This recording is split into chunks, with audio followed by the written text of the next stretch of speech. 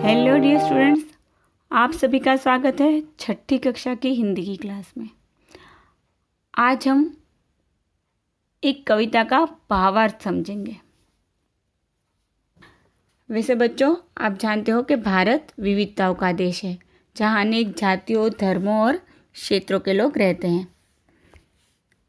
यहाँ प्रत्येक ऋतु का कोई न कोई त्योहार है और ये सभी लोग अपने त्योहार मनाते हैं, जिसे सभी लोग मिलजुल कर मनाते हैं। वैसे बच्चों, ये महीने में कौन सा त्यौहार आने वाला है, आपको पता है? आपको पता ही होगा, रंगों का त्यौहार होली। ये फाल्गुन महीने में होली का त्यौहार आता है। ऐसे ही उत्तरायण भी आता है। उत्तरायण कौन सी तारीख को आता है और कौन से महीने में? 14 जनवरी को होता है, ये आप जानते ही होंगे।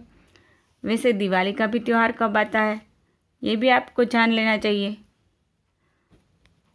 तो आज हम ये कविता का भावार्थ समझेंगे, हमारे पर्व और त्योहार। यह कविता भारत में मनाए जाने वाले भिन्न भिन्न उत्सव और त्योहार के बारे में जानकारी देती है। यहाँ हम अलग अलग त्योहार मनाते हैं, आपको पता है, जैसे कि होली, दिवाली, ईद, लोहड़ी, क्रिसमस। और वैसे ही जो स्पेशल डेज होते हैं, ख़ास दिन, उसको पर्व कहते हैं। तो वो है 26 जनवरी, फिर शिक्षक दिवस, हिंदी दिवस। ये सभी पर्व भी हम लोग मनाते हैं। तो एक बार ये कविता पढ़ लेते हैं। हमारे पर्व और त्योहार, खुशियों का ये है भंडार। मकर संक्रांति व पोंगल, या हो लोहड़ी का त्योहार। सबको अपने गले लगाकर खूब बांटते हम उपहार। हमारे पर्व और त्योहार देते खुशियाँ हमें अपार। गुरु पर्व, दिवाली, ईद व होली, वसंत पंचमी हो या क्रिसमस, प्यारे प्यारे वस्त्र पहनकर खूब मनाते हम त्योहार। हमारे पर्व और त्योहार देते खुशियाँ हमें अपार। 15 अगस्त को मिली आज़ादी, 26 जनवरी को बना संविधान। शिक्षक दिवस है 5 सितंबर, 14 सितंबर को हिंदी दिवस महान। हमारे पर्व और त्योहार है भारत की मान और शान। तो ये कविता आपको भी कंठस्थ कर लेनी है। तो अब हम कविता का भावार्थ समझ लेते हैं। हमारे पर्व और त्योहार। यहाँ पर्व का अर्थ है खास दिन, स्पेशल डेज, और त्योहार का मतलब आप जानते ही हो, फेस्टिवल।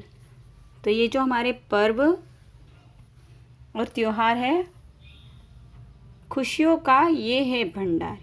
ये खुशियों का भंडार है, हमें बहुत सारी खुशियाँ इनसे मिलती है।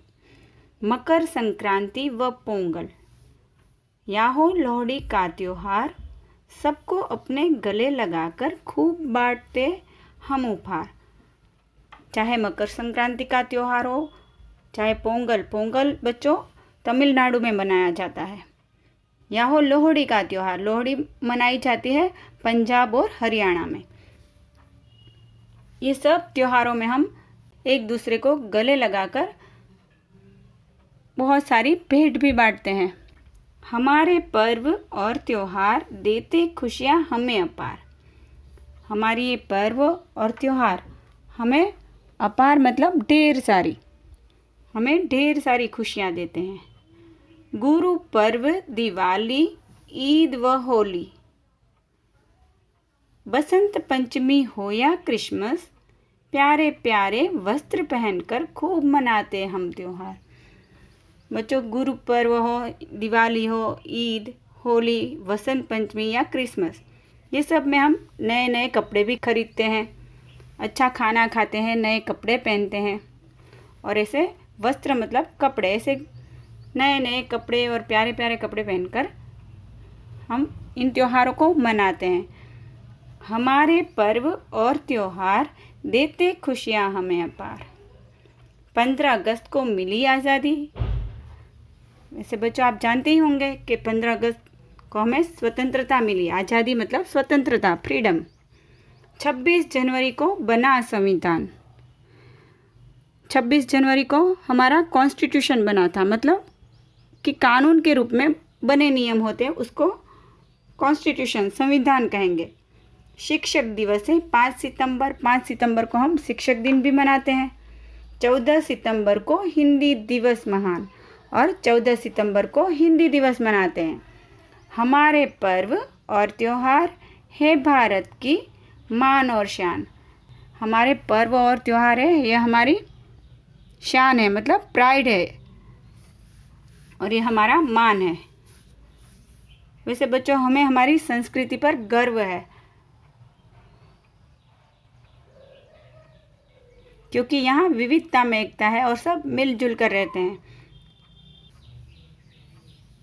आपको ये कविता अपनी हिंदी की नोटबुक में लिख लेनी है। इसके अलावा आपको शब्दार्थ और श्रुतलेख भी लिखना है। तो आज के लिए इतना ही। Thank you.